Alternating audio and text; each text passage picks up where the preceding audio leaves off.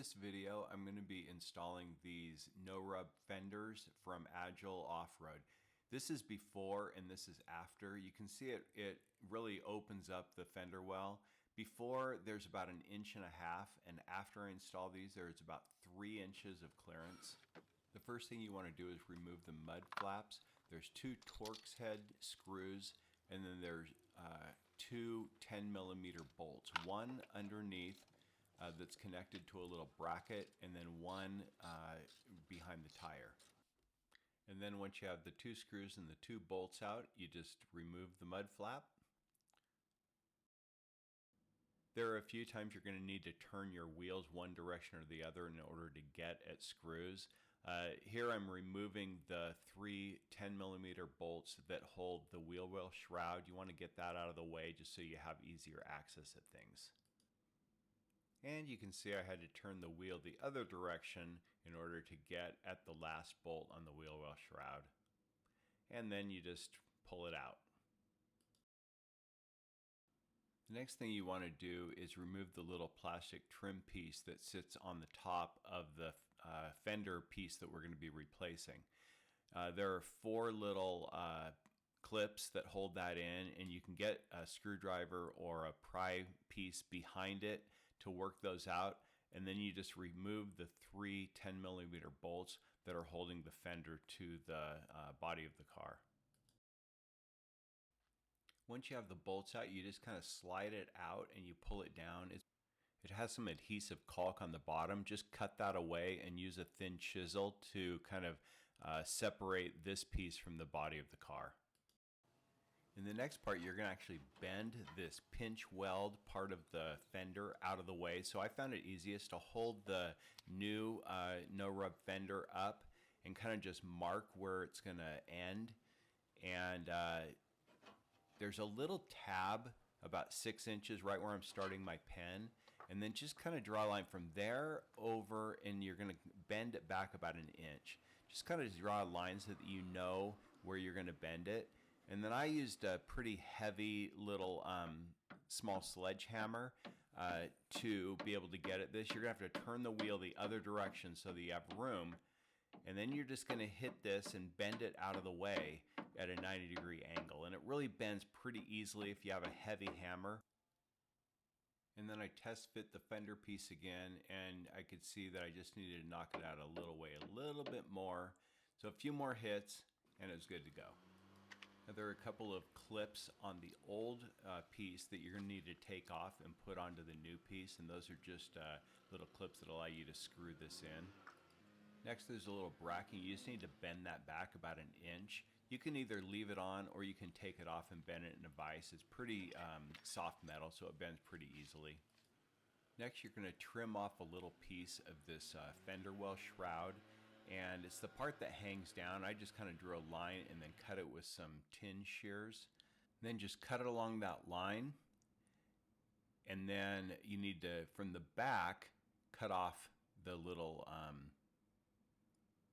piece at the end right there. Next, you're going to put the shroud back into place and just test fit it and make sure that where you trimmed it gives enough clearance, and this looks just about right.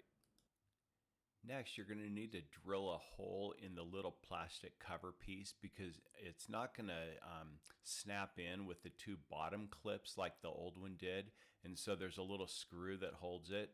And so if you just kind of put it on there, make sure all the clips are lined up, the little white clips, and then just mark the hole that's in the new no-rub fender, and then just drill it out with a 1/4 inch drill bit.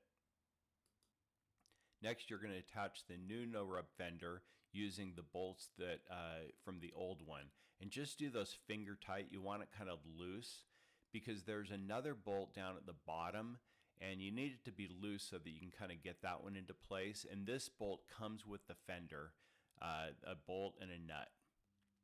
And once all 4 of those bolts are in place, you can go ahead and tighten everything down.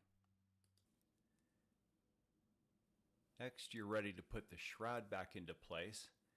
And of course, in order to do this, I had to turn the wheel again. So tighten up the screw on the top And also, actually, you're just putting a nut, a speed nut over that. Do the one on the top and the one in the back. Leave the one closest to you towards the rear of the car off, because that one is going to go on after you put the mud flap on. Then you can put that little trim piece on. The two clips on the top should snap into place, and the ones in the bottom just barely hit it, but they don't really hold. That's why we had to drill that hole, and we'll use a screw to hold it. So attach the mud flap and make sure that the shroud tucks behind the mud flap. Then you're going to attach the screw that came with the kit where we drilled the hole. So I've got these Fender extenders, these no-rub fenders installed. And I have to say, on a scale of 1 to pain in the ass, they're kind of a pain in the ass. The instructions are not very good. Something I saw others say, it's just a bunch of pictures with not many words. And the pictures are dark and not very good, and it was kind of hard to figure things out. The first one probably took me 2.5 hours just to kind of take it apart and do what I thought, put it back, realize that was wrong, take it off, on, off, a whole bunch of times, and finally got it all together. Once I knew how to do it, then this side took me about an hour. It wasn't too bad, actually. So if they had better instructions or even a video by the company, it would be a breeze to do. Really bending the part of the body out of the way is not a big deal. You know, it takes 2 or 3 minutes. It bends pretty easily. But it's really just making everything fit and trimming and getting the screws and bolts back where they go is probably the trickiest thing, and knowing what order to do them in, because some of them you need to leave them out until the last step. And so anyway, that was the hardest part, is, oh, I put that bolt on, now I got to take it off in order to get another one in. So hopefully this video helps you out. Remains to be seen how these will work with my new wheels, but I can tell you that I only had about 2 fingers, about 1.25 inches, 1.5 inches, and now I've got just about 3 inches. So I think it's going to help a lot. Getting the wheels ordered and going with the Black Rhino Arsenal in a 265/70/17. I think those are going to look really good, so I'll have those on in the next few days. We'll see you in the next video.